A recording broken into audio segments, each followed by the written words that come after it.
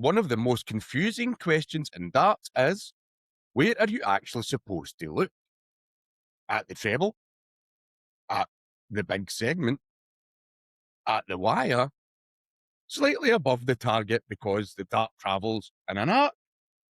Or somewhere near the board and hope the dart is sat-nav?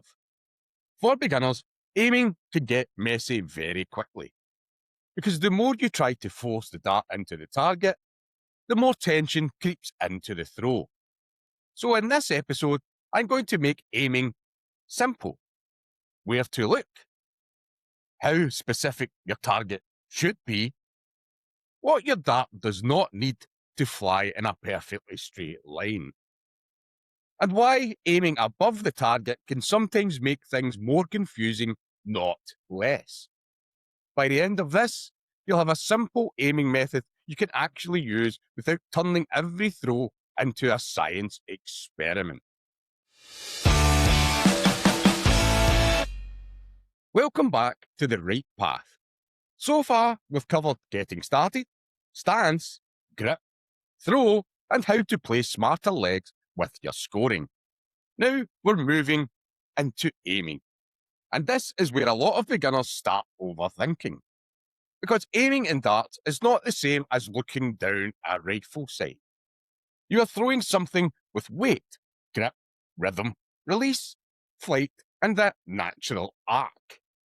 So if you've ever wondered whether you should look at the target itself or aim slightly above it, this one is for you. Let's keep it practical. Here's the simplest rule for beginners. Look at the thing you want to hit. If you want to hit big 20, look at the big 20. If you want treble 20, look at treble 20. If you want double 16, look at double 16. That sounds obvious, but this is exactly where beginners can start tying their brain in knots. They think, my dart travels in an arc, so maybe I should look above the target. I understand why that makes sense, but for most beginners, it adds another guess into the throw. Now, you are not focusing on what you want to hit, you are focusing on a made-up point near it. And if your throw changes, that made-up point changes as well. So start simple. Pick the target, put your eyes on it, let the throw send the dart there. Let's clear this up early. A dart does not need to fly in a perfectly straight line to hit the target. Most darts have some kind of arc. Some players throw flatter, some have a little more loop. Some darts enter the board point up, some flatter, some slightly down. That can change depending on the player, the dart weight, the grip, and the release. So don't panic if your dart does not fly like it has been fired from a railgun. That is normal. What matters is whether you can repeat the throw and whether the darts are landing in a useful pattern.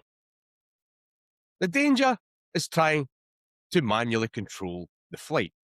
One dart goes low, so you aim higher. Next one goes high, so you throw softer. Then you throw harder. Then you change your release.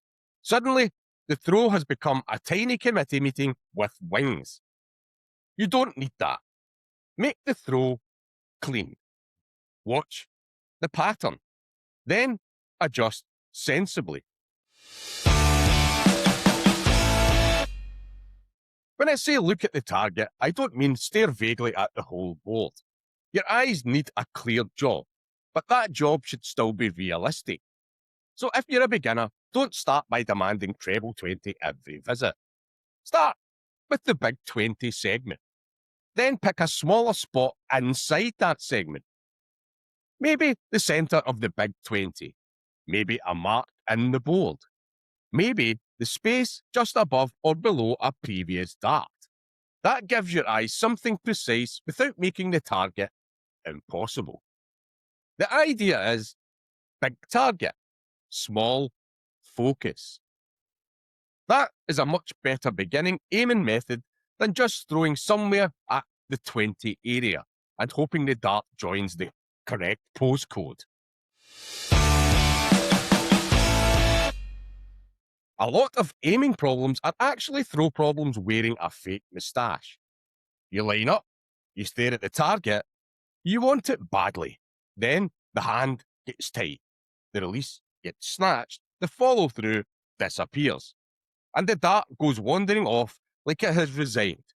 Then you think, my aim is terrible. But the eyes might not be the problem. The throw changed because you tried too hard to force the result. That is why aiming needs to stay calm. Choose the target. Set the dart. Throw smoothly. Finish the motion. Aiming gives the throw direction. It does not replace the throw. If you try to steer the dart at the last second, you usually make the release worse. So let the eyes aim. Let the throw. Do not make them fight over the steering wheel. Your eyes should settle before you throw. Not flicking around, not checking your hand, not looking at the board, then the dart, then your elbow, then the board again. Pick the target and stay with it. For beginners, keep the routine simple. Choose the target. Look at it. Set the dart. Throw. You do not need to stare so hard that your eyelids start filing a complaint. Just give your eyes one clear place to go. That steadiness helps the rest of the throw settle down.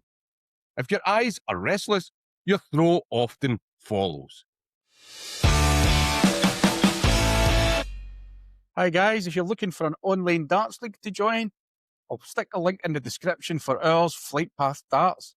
And don't forget to check out our friends at Slaw Darts for all your darting needs. Now back to the video. Now let's deal with the big one.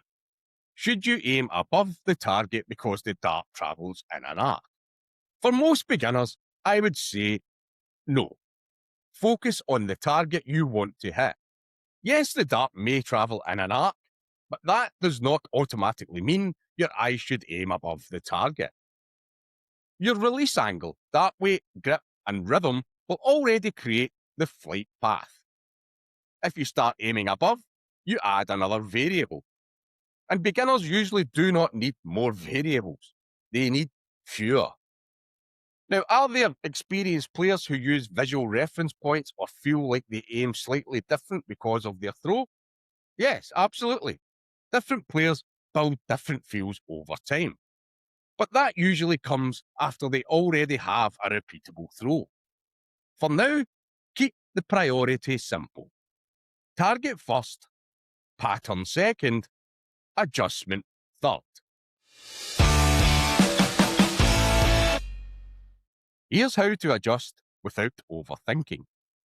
Throw 3 darts at the same target. Then look at the group. Not one dart, the group. One dart can lie to you. 3 darts tells you more. If all 3 are grouped low, that gives you useful information. If all 3 are grouped left, that gives you useful information. But if one dart is near the target and 2 are wild, that might not be an aiming issue. That might be throw consistency. That is important. Do not make huge changes based on one bad dart. Beginners do this all the time. One dart drops low and suddenly they aim higher, throw harder, move their foot, change grip, and start negotiating with the ceiling. Don't do that. Look for patterns. Patterns tell you what to work on. Random misses are just part of learning. If you are still building control, I would start with the big 20. Not treble 20, the big 20. Your goal is to keep 3 darts in and around that segment. Once that feels more comfortable, use the big 19 as well. That gives you 2 strong scoring areas and teaches you to move target without losing the throw.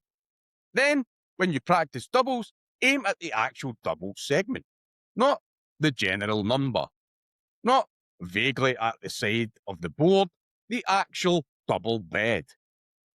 For example, if you are going for double 16, look at double 16. Pick a small spot in it. Then make the same calm throw. That is the key. The target changes, the throw should not turn into a different animal. Doubles are smaller targets, yes, but they still need the same smooth motion. Let's cover the big mistakes. First, aiming vaguely. If your eyes do not have a clear target, the throw is already guessing. Second, aiming above the target too early. For most beginners, that just adds confusion. Third, changing after every single dart. One miss does not mean the whole system is broken. Fourth, trying to steer the dart. The throw should send it, not wrestle it into place at the last second. Fifth, treating every target like it needs a totally different throw. Big 20, big 19, doubles, bull, the target changes. The basic motion should stay familiar. And sixth, blaming aim when the real issue is consistency. If the darts are scattered everywhere, the first job is usually not advanced aiming. It is making the throw calmer and more repeatable. Here is a simple drill for your next practice session. It is called Big Target, Small Focus. Do 5 visits at the big 20. Before each start, pick one small spot inside the big 20. Throw all 3 darts at the same spot. Then look at the group. Do not judge one dart on its own. Look at the pattern. Then do 5 visits at the big 19. Same idea. Small spot inside the big segment. Same throw. Watch the group.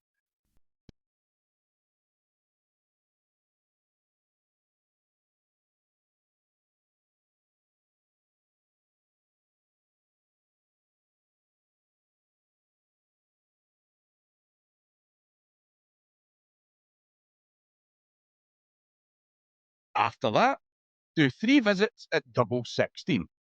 Not because you need to hit it every time, because it teaches you to focus on a smaller target without panicking. Your only job is pick the spot, look at the spot, throw smoothly, finish the motion. That is aiming practice. Not staring harder, not throwing harder, not changing everything every dart. Clear focus. Repeatable action. That is what we are building. So here's the big takeaway from episode 6.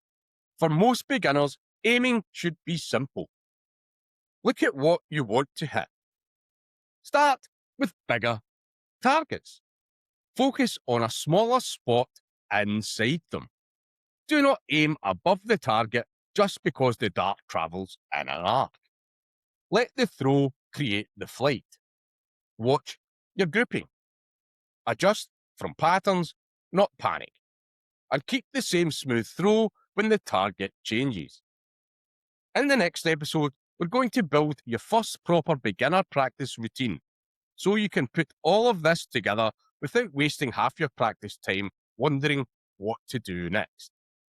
If this helped, subscribe and let me know in the comments what you struggle with most when aiming, knowing where to look, drifting left or right, dropping low, or overthinking the target. And remember, aim simple, throw smooth. See you in the next one.